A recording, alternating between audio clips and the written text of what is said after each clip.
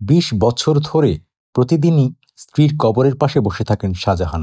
দিন কিংবা রাত দুবেলাতেও এখানে পাওয়া যাবে তাকে। কবরস্থানের গোরখোদক থেকে নিরাপত্তারক্ষী সবারই চেনা মুখ শাহজাহান। এইটা হচ্ছে কবর আর কি। হ্যাঁ, এখানে প্রতিদিনই আর কি এসে যে ঘরে এখানে বসি গাছতলায়, আর আমার আসা যাওয়া এখানে অনেক আগের থেকে নিয়ে আসার পর থেকে পার্মানেন্ট ভাবে আসা যাওয়া করে। কবর জিয়ারত, আগাছা পরিষ্কার আর কাজ না থাকলে কবরের সামনে বিড়বিড় করে কিছু একটা বলেন।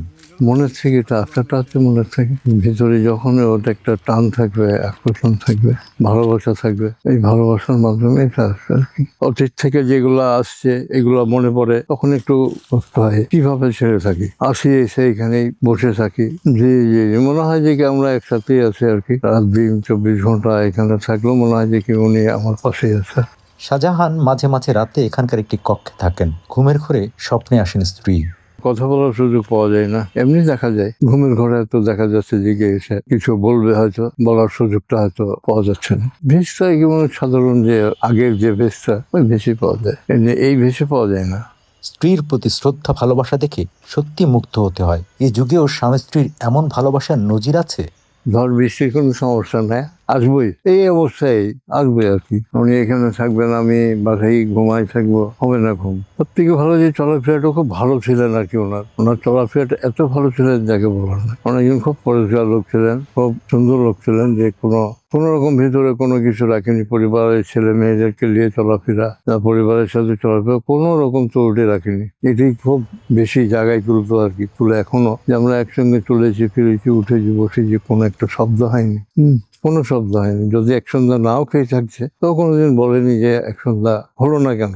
চলাফেরাটা খুব সুন্দরভাবে চলেছে আর কি, যার জন্য মনে হবে যে হয়তো ভালোবাসা করে করেছে, হয়তো প্রেম করে করেছে, কিন্তু তার থেকে দ্বিগুণ পাওয়া গেছে আর কি ওনার কাছে। একটি বড় দুর্ঘটনায় পা হারান শাহজাহান। তারপর থেকে সঙ্গী 2টো ক্র্যাচ আর 3 চাকার এই গাড়ি। আমি গাড়ি চালাতাম, ড্রাইভার, আমি ট্রাক চালাতাম আর কি। ট্রাক বাস কোনো ঠিক নেই যখন যেতাম। এই দুর্ঘটনাটা ঘটছে ভাটুকামড়ার মোড় আছে না, সিরাজগঞ্জ, এই জায়গায় যাচ্ছিলাম আমি। সোনা মসজিদ থেকে ভুট্টা লোড করে নিয়ে যাচ্ছিলাম। যাওয়ার পথে এখানে জামে পড়ে গেলাম, মোড়ের উপরে ঢাকা রোডে ঢুকতেই জামে পড়ে গেলাম। এই জামের সব তো এইভাবেই যাচ্ছে আর কি, যেতে ওনাদের ভিতরে একটা কোন গাড়ি, একটা সামনে, আমার সামনের গাড়িটা খুব ভারী ব্রেক মারছে আর কি, শার্টিং ব্রেক মারছে। ব্রেকটা উনি একবারে যান, নতুন গাড়ি আর আমার হচ্ছে একটু সেকেন্ড হ্যান্ড গাড়ি। আমার গাড়িটা ভারী গাড়ি, 10 টাকা লোড ছিল, ব্রেক মার ঢুকে গেল। তারপরে সামনে গাড়িটার ভিতরে পাইপ ছিল আর কি, জিআই পাইপ ছিল, গাড়ি থেকে প্রায় 3 ফিট বাইরে ছিল। যখনই ব্রেক মারছে ঢুকে গিয়েছে পাইপের ভিতরে। ওই পাইপের ভিতরে ঢুকে যাওয়া ক্যাবিনটা গোটা এই পর্যন্ত আসছে, সিট পর্যন্ত, সামনে ছোটা। যা হোক, পা হাত সব ভেঙে চুড়ে, তো সব হাত ভাঙা, পা ভাঙা, মানে ওই জায়গাতে কোনো একটা কিছু ছিল না, মানে বাঁচার কোনো পথ ছিল না। হয়তো মানুষের মনে করতো যে বাঁচবে না হবে। শীত, গ্রীষ্ম, বর্ষা, যে কোনো অবস্থাতেই গোরস্থানে আসা চাই। ভালো লাগার মতো জিনিস তো সব থেকে এখানে এসে সময়টা দেওয়া, এই সময় এখানে এতগুলার মাঝে একটু দেখাশোনা করা, আসা যাওয়া করা, এটা একটু ভালো। ছেলে মেয়ে আছে, 1 ছেলে 6 মেয়ে, এগুলো সব বিদায় হয়ে গেছে আর কি। মালিক ওই দিক দিয়ে কোনো ত্রুটি রাখেনি, বিদায় করে দিয়েছে। ওরা তো বলবেই যে আমি এখানে না আসলে খুব ভালো আর কি। এখানে নামাজ পড়ে এধার ওধার ঘুরে ফিরে এই সমস্ত পরিষ্কার পরিচ্ছন্ন করে, রোড ঘাট উনি যেরকম ভাবে থাকতেন আর কি নিজের পরিবারে, ঠিক অনেক ওইভাবে পরিষ্কার পরিচ্ছন্ন করে রাখতেই হবে আর কি।